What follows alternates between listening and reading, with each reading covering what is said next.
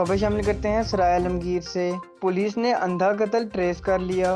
गिरफ्तार इश्तिहारी मुलजिम दानू से इंकशाफात। डकैती वारदात ट्रेस कर ली गई। डीएसपी सर्कल सराय आलमगीर मोहम्मद सईद एसएचओ थाना सदर सराय आलमगीर चौधरी लियाकत अली ने मीडिया ब्रीफिंग में बताया कि पुलिस ने अंधे कत्ल को ट्रेस कर लिया। मकतूल जहीरुद्दीन सरकारी इदारे का मुलाजिम था।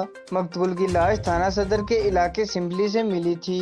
मकतूल को अगवा करने के बाद 17 फायर मारकर कत्ल कर दिया गया। लाश की शिनाख्त जहीरुद्दीन के नाम से हुई, जो गुजरात का रहायशी है। मकतूल को इसके रिश्तेदार ने अपने 4 साथियों के साथ मिलकर कत्ल किया था। वाकया खानदानी रंजिश की बिना पर पेश आया।